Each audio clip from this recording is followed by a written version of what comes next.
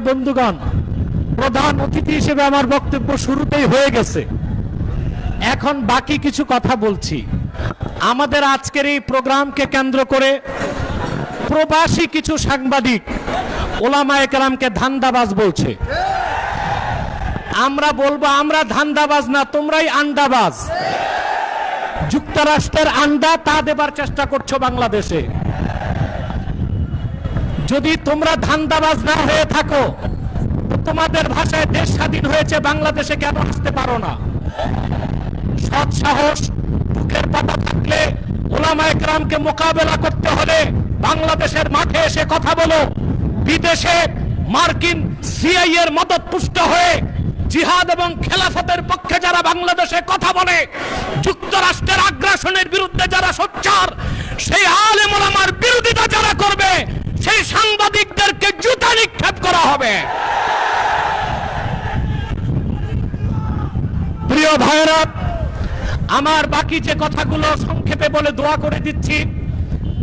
মানবাধিকার কমিশন, এটাকে দেখবেন কিছুদিন পর মৃত্যু কমিশন হবে।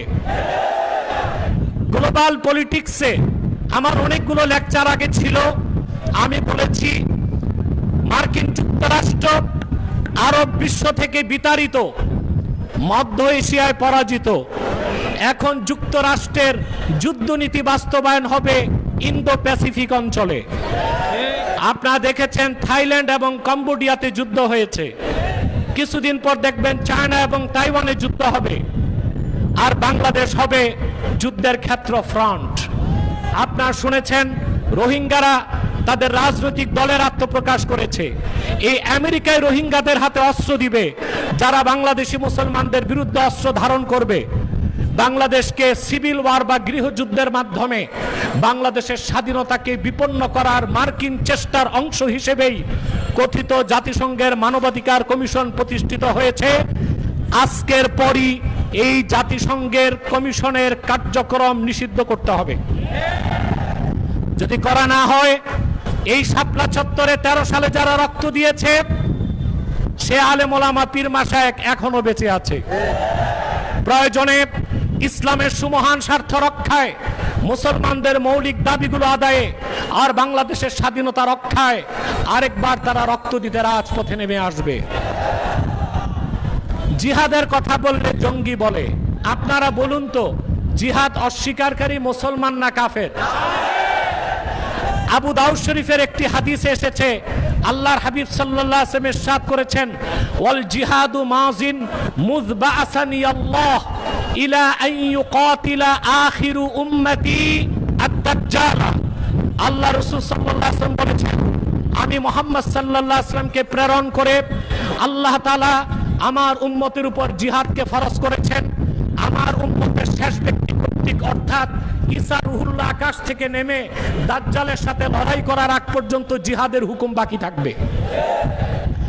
মোল্লা আলী কারি স্পষ্ট ফতোয়া দিয়েছেন, ওয়ালা শাক্কা আন্না ইজমা আল উম্মাহ আন্নাল জিহাদা মাযিন ইলা ইয়াউমিল কিয়ামাহ ওয়া লাম ইউনসাখ। জিহাদের হুকুম কিয়ামত পর্যন্ত বাকি থাকবে, এটা মানসুখ হয় নাই, এটা ইজমাই উম্মত।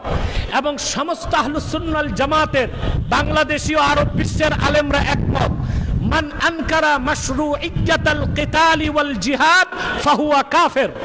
জিহাদ বা কেতালকে যে অস্বীকার করবে, জিহাদ বা কেতালকে যে সন্ত্রাস বলবে, নিঃসন্দেহে সে কাফের। আগে ছিল একদল দালাল মৌলবী যারা হিন্দুস্তানের ব্রাহ্মবাদের দালালি করত, ফেসিবাদের দালালি করত। আর এখন কিছু মৌলবী মাঠে নেমেছে যারা যুক্তরাষ্ট্রের দালালি করছে। আপনারা দেখেছেন শুধু হেফাজতের মহাসমাবেশে করিডোরের বিরুদ্ধে বক্তব্য দেওয়া হয়েছে।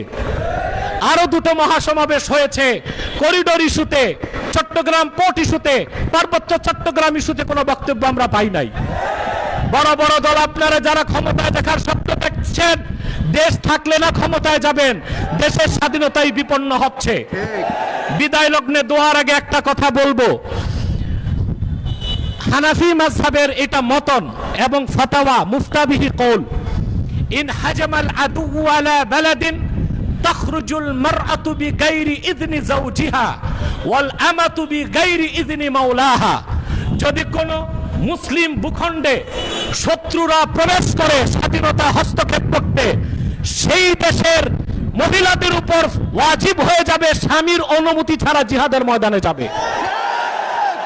দাসী বান্দীদের উপর ওয়াজিব হয়ে যাবে মনিবের অনুমতি ছাড়া জিহাদের ময়দানে যাবে। আজকের শাপলা চত্বর থেকে সরকারকে হুঁশিয়ারি দিচ্ছি, যদি দেখি ইসলামের স্বার্থ বিরোধী কোনো কাজ হচ্ছে, যদি দেখি মার্কিন এজেন্ডা বাস্তবায়ন হচ্ছে, যদি দেখি আমার স্বাধীনতায় মার্কিন আগ্রাসন থাবা বসাচ্ছে, আরেকবার জিহাদের অস্ত্রগুলো ঝনঝনায় উঠবে।